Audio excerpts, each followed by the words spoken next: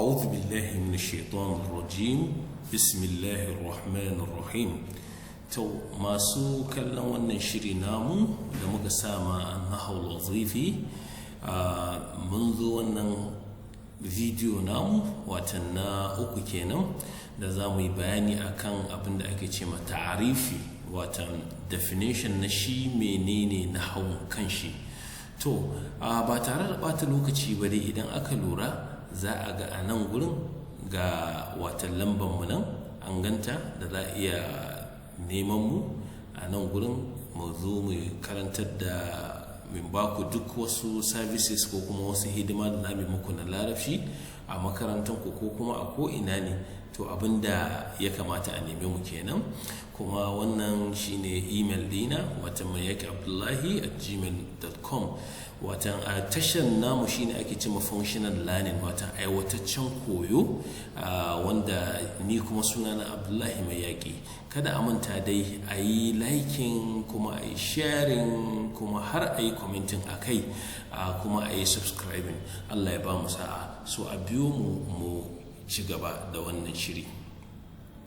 Watan shi abinda ake ce ma ta'arifi, watan shi wannan abinda ake ce ma ta'arifi watan a takaice ma'anan menene nahawu. To shi nahawu dai kada a manta ilimi ne da muka yi bayani a bidiyon da ya gabata cewa me neman wasu sulan ƙarshen kalma na larabci, watan ba zai aiki ba kuma sai a cikin jumla.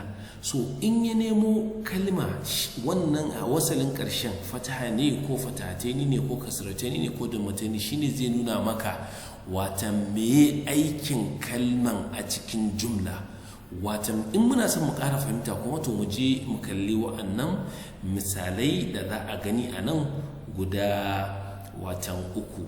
To na farko shine misalin muka ce ja'a Muhammad, an gani ko an ga Muhammad a nan gurin. Wannan Muhammad din da ake gani gashi nan ai yana da dammateni ko. So ja'a Muhammadun, watan shi Muhammad din ne ya zo, shi ke nuna alaman shi aikin wannan zuwa a cikin kalma ta larabci, shi Muhammad kenan.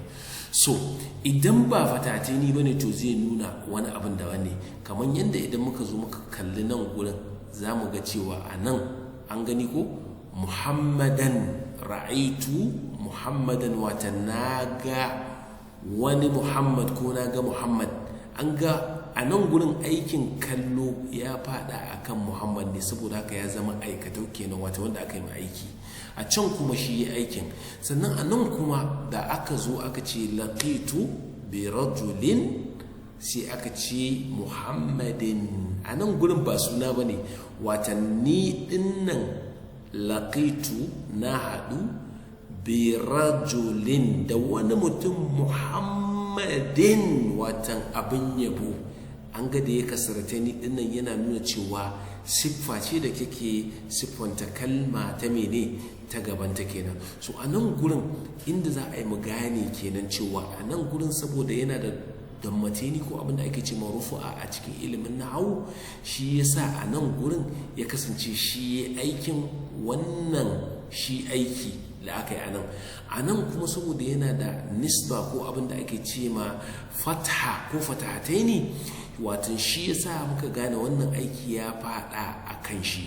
A nan gurin kuma yanda aka samu Muhammadin an gan shi yayi watan kasrateni ko kaga abu da kasra, yana nuna a wannan hali na nan gurin cewa yana siffanta kalman nan da take da irin wannan kasrataini a kafin da ya zo.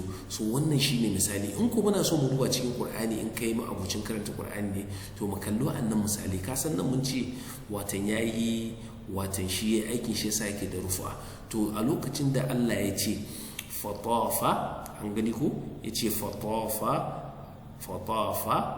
alaiha, sai aka ce ta'ifun, an gani ko watan wani mai kewayowa shine aikin da aka ce tafa, watan sai ya ainihin kewayota. to an ga saboda shi ya aiki shi ma kaga an ba tare da an samu rufu'a ko kuma dammataini kamar yadda aka samu anan. To sai nan kuma inda Allah ya ce asa rabbuna ay yubdilana khairan, an gani ko khairan, an gani a nan gudan ana kallo.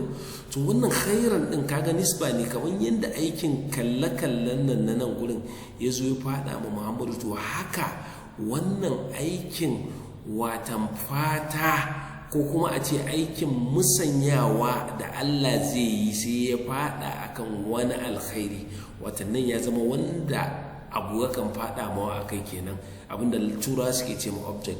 To a nan gurin kuma yadda muka samu cewa wannan kalma ta Muhammad ta farko tana siffanta watan kalma ta gabanta. Allah ya ce fi jannatin aliya, an gani ko fi jannatin aliyatin, watan a wata aljanna mai wani irin tsawo, watan hai kenan. To kaga ita ma wannan kalma tana siffanta.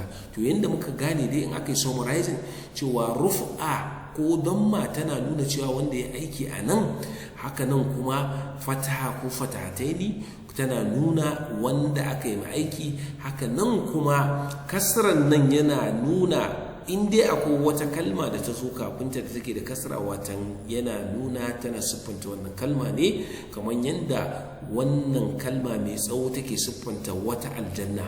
So wannan haka nahwu yake, ba wai kawai zaka je ka haddace ka'idoji bane a kai ta wani li'irabi marfu'un bidammatu zahira, a'a abinda ake son ka gane me yasa ya rafa don ka gane aikin kalma a cikin ta. Saboda haka kar a gaji a dai liking kamar yadda aka saba, a zo a yi sharing, sannan har a yi commenting, kuma a zo a yi subscribing kamar yadda aka saba. In kuma ana neman ƙarin bayani sai a kira mu a wannan watan lamba ta da ake gani a nan gurin ba tare da kakkautawa ba. Allah ya sa mu gane, sai a biyo mu kuma a shi na gaba a samu watan kalma, a samu dacewa. Allah ya sa mu dace. Assalamu alaikum wa rahmatullahi wa